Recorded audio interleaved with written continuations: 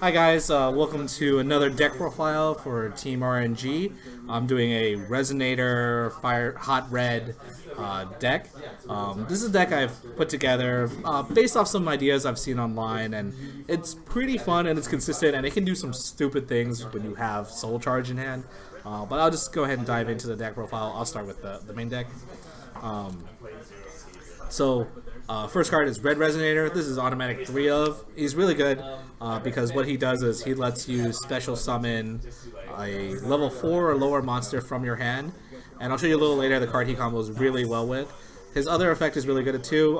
When he gets special summoned, you can target a monster on the field and you gain life points equal to the attack of that monster. Next one I run is 2 Sykron Resonator.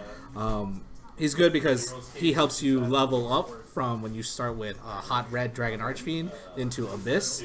He basically, if you have a Synchro on board, you can special summon himself, and if you use him to Synchro summon, you can return a Resonator from your graveyard to your hand. Okay. 2 Chain Resonators. Once again, this is just helps with chaining to step up. So if you have a Synchro on board, when you normal summon him, you get a special summon another Resonator from your deck. So that's good because then you can grab Sykron Resonator, and then when he goes to graveyard, you can get him back. Or you can special summon the Red Resonator and then target your monster and get a bunch of life points back. So it works really well with those. Okay. The last one here is 2 Creation Resonators. These guys are important because they're level 3. So later on you'll see the rest of my monsters are mostly level 5. So since Hot Red is the first one you need to make and it's level 8, having a level 3 Resonator is really important. Another thing too is, once you already have a Synchro on board, if it's level 8 or higher, you can special summon it. So then you can use it with Hot Red Dragon Archfiend Bane's effect to pop itself to get, or pop it to get another Hot Red Dragon Archfiend from the graveyard. Okay. That's it for my Sykron tuners. Now I play 1 Ghost Ogre. I run a small E-Tele suite using Ghost Ogre and another card I'll show later. I wish I had a second one. I would run 2, but 1 for now is okay. That's it for my tuners. And now onto the regular monsters. So I run 3 of the Red Sprinters. These are specific for the Resonator support. When these guys are normal summoned, you can special summon a Resonator, or sorry, a Fiend type tuner, level 3 or lower Fiend type tuner from my hand or graveyard.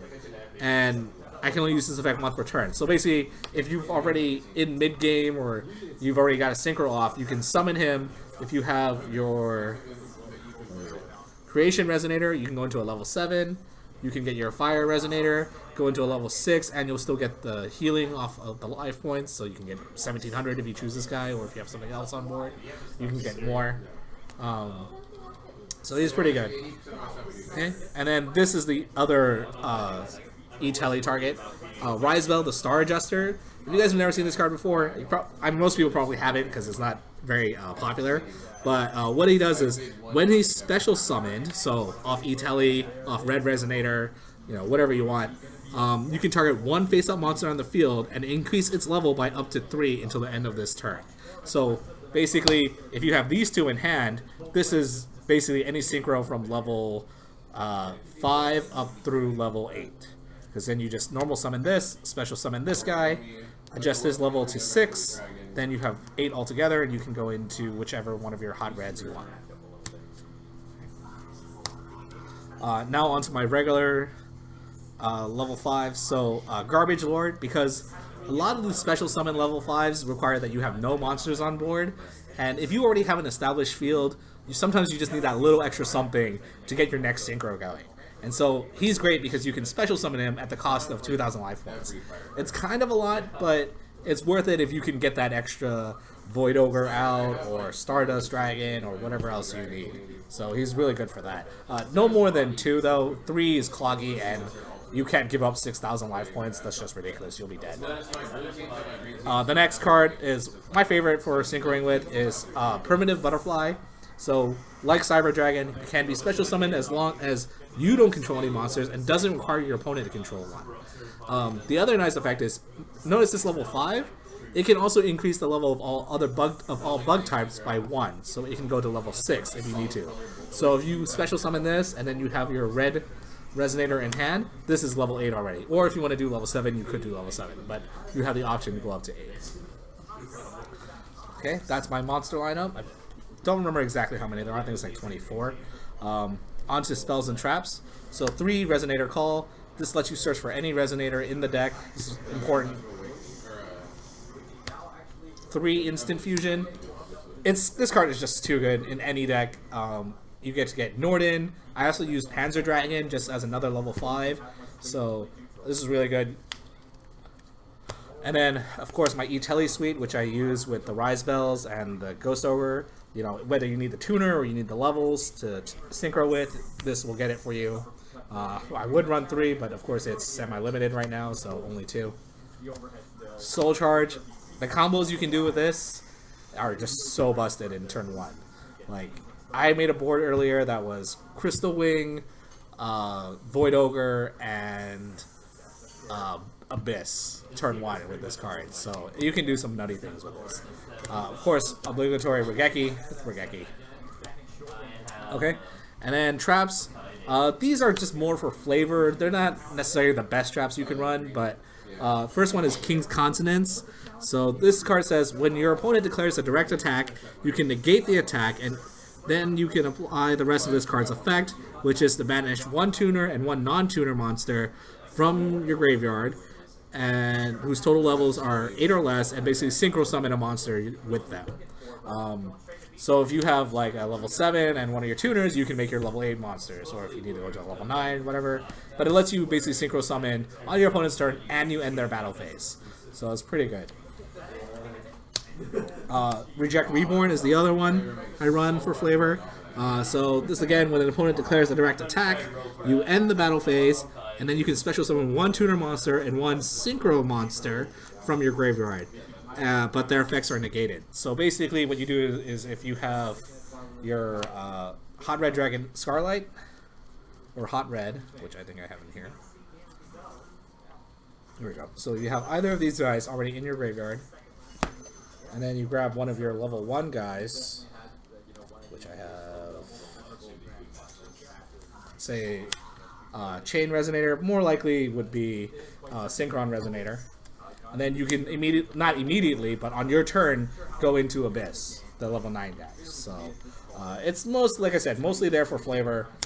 There, of course, are better traps you could run, but I like this one. Next, the rest of these are just staple one-ofs. 1 Torrential. I run 1 Breakthrough Skill, 1 Mirror Force just to catch people by surprise, 1 Solemn Warning, and 1 Call of the Haunted because bringing back monsters is always good. Okay. Now I'll go into the extra deck. So, actually I'll put these back in order. So I'll start with the kind of generic stuff and then I'll work my way up to the front.